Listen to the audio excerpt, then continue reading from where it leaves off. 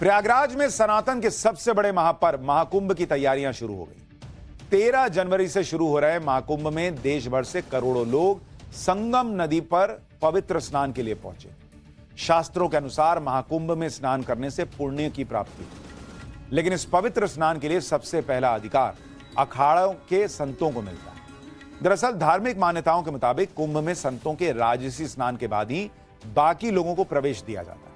लेकिन इसमें भी सबसे बड़ा विवाद यह है कि इन संतों में सबसे पहले स्नान किस अखाड़े के संत करेंगे। आपको जानकर हैरानी होगी कि यह विवाद सैकड़ों सालों से चला आ रहा है। कुछ दिन पहले महाकुंभ की तैयारियों को लेकर मेला प्रशासन और संतों की एक मीटिंग हुई। इसमें अखाड़ों के संतों के ठहरने और पहले स्नान करने को लेकर कई मुद्दों पर चर्चा हुई। लेकिन इसी बीच संतों के दो समुदायों के बीच विवाद हो गया और मामला बढ़ते बढ़ते हाथापाई तक पहुंच गया। इसमें पहला विवाद तो संतों को ठहरने के लिए शिविर और टेंटों की जगह को लेकर था। दूसरा विवाद पहले स्नान करने को लेकर था कि पहले किस अखाड़े के संत स्नान करें। देखिए क्या हाथापाई हो गई। महाकुंभ से अखाड़ों के स्नान का विवाद बहुत पुराना है, उसके बारे में आगे बताऊंगा। लेकिन उससे पहले प्रयागराज में संतों के दोनों समुदायों के बीच हुए विवाद की वजह से यह विवाद महानिर्वाणी अखाड़े और जूना अखाड़े के बीच चल रहा है। इन दोनों संत समुदाय के लोग टेंट लगाने के लिए ज्यादा जगह और सबसे पहले स्नान की मांग कर रहे हैं। महानिर्वाणी अखाड़े के संतों का कहना है कि परंपरा के अनुसार प्रयागराज महाकुंभ में सैकड़ों सालों से महानिर्वाणी अखाड़ा ही पहले स्नान करता है, लेकिन जूना अखाड़ा एक प्लानिंग के तहत इस परंपरा को तोड़ते हुए महाकुंभ में पहले स्नान करना चाहता है। लेकिन दूसरे पक्ष का मानना है कि ऐसी परंपरा अखाड़े ही बनाते हैं, इसलिए समय समय पर उनमें बदलाव किया जाता रहा है। इससे पहले 6 अक्टूबर को सीएम योगी आदित्यनाथ के साथ सभी 13 अखाड़ों की बैठक हो चुकी है, लेकिन उस दौरान भी इस विवाद का हल नहीं निकल पाया। अब इसमें हाथापाई की नौबत आ गई। हिंदू धर्म में कुछ ऐसी तिथियां होती हैं जिनमें विशेष मुहूर्त में गंगा नदी में स्नान करना शुभ और पुण्यदायी माना गया। इसलिए अखाड़ों के संत उस विशेष मुहूर्त में ही स्नान करने के लिए उतरना चाहते हैं। लेकिन संतों की संख्या लाखों में होने की वजह से इसमें पहले स्नान को लेकर होड़ मच जाती है। इसलिए सभी संत पहले स्नान की मांग करते हैं। महाकुंभ में संतों के स्नान को अब तक शाही स्नान कहा जाता है, लेकिन इस बार शाही स्नान का नाम बदलकर राजसी स्नान कर दिया गया।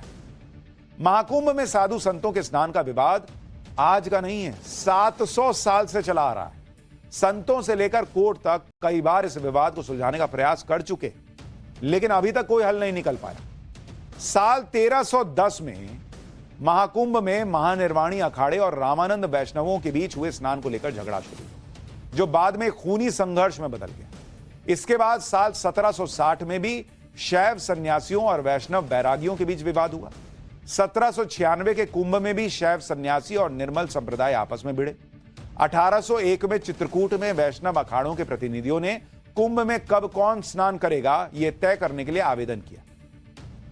उस समय पेशवा के न्यायालय में सुनवाई हुई। 1813 में उज्जैन के कुंभ में पहले महानिर्वाणी अखाड़े फिर जूना अखाड़े के स्नान का क्रम तय कर दिया गया। इस तरह के विवादों को सुलझाने के लिए 1954 में अखिल भारतीय अखाड़ा परिषद तक का गठन हुआ, लेकिन इसके बावजूद विवादों का सिलसिला चलता रहा। 2013 में अखाड़ा परिषद के लोग चुनाव में अनियमितता के आधार पर इलाहाबाद हाईकोर्ट चले गए, चुनाव पर स्टे लगवा दिया। 2014 में फिर चुनाव हुए तो इसके विरोध में दूसरे पक्ष के साधु संत फिर हाईकोर्ट पहुंच गए। यानी साधु संतों के इस तरह के विवाद का हल निकालना लगभग नामुमकिन सा दिखने लगा है।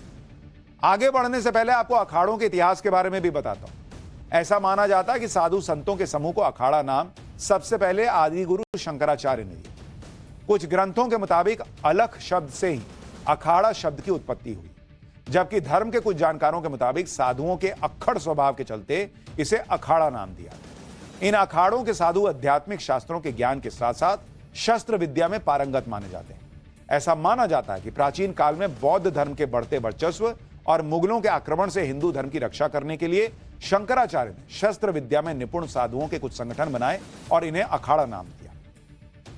शुरुआत में केवल 4 प्रमुख अखाड़े थे, लेकिन वैचारिक मतभेद की वजह से उनका बंटवारा होता चला गया और आज 13 प्रमुख अखाड़े बन गए। साल 2019 में जब प्रयागराज में कुंभ का आयोजन हुआ था तो किन्नर अखाड़े को आधिकारिक रूप से शामिल करने के बाद अखाड़ों की संख्या 14 हो गई। कुंभ में इन अखाड़ों की पहचान शाही सवारी, हाथी घोड़े की सजावट, घंटा नाद, नागा अखाड़ों के करतबों से होती है। इसके अलावा तलवार और हथियारों का खुलेआम प्रदर्शन करके शस्त्र शक्ति के बारे में बताया जाता है। जो साधु शस्त्र चलाना नहीं जानते उन्हें इन अखाड़ों में शस्त्र चलाने की दीक्षा दी जाती है। जिस तरह बौद्ध धर्म के भिक्षु जिस स्थान पर इकट्ठे होते हैं उसे मठ कहा जाता है, उसी तरह से अखाड़ों को साधुओं का मठ माना जाता है। आज आपको भारत के अखाड़ों के गौरवशाली परंपरा को भी समझना चाहिए। फिलहाल देश में 13 प्रमुख अखाड़े हैं, जिसमें 7 शैव संप्रदाय के, 3 बैरागी संप्रदाय के और 3 उदासीन संप्रदाय के अखाड़े। ये अखाड़े देखने में एक जैसे लगते हैं, लेकिन इनकी परंपराएं और पद्धतियां बिल्कुल अलग हैं। जैसे शैव अखाड़े जो वो हैं जो भगवान शिव की भक्ति करते हैं, वैष्णव अखाड़े भगवान विष्णु के भक्त हैं, और तीसरा संप्रदाय उदासीन पंथ कहलाता है। उदासीन पंथ के साधु संत पंच तत्व यानी धरती, अग्नि, वायु, जल और आकाश की उपासना करते हैं। ऐसा कहा जाता है कि शिव सन्यासी संप्रदाय के 7 अखाड़ों में जूना अखाड़ा सबसे बड़ा है। इस अखाड़े में लगभग 5 लाख नागा साधु और महामंडलेश्वर सन्यासी। यही वजह है कि जूना अखाड़े के संत इस बार महाकुंभ में पहले स्नान की मांग कर रहे हैं, लेकिन महानिर्वाणी अखाड़ा मना कर रहा है और इसके लिए लड़ने तक को तैयार है। लेकिन यह लड़ाई कहां तक जाएगी, क्या होगा, अभी कहना मुश्किल है, और यह विवाद अभी तो खत्म होता नहीं दिख रहा। हां, अभी थोड़ा सा समय बचा हुआ है, तो उम्मीद कीजिए कि कुछ रास्ता निकल जाए और इस तरह के विवाद की स्थिति ही न बने।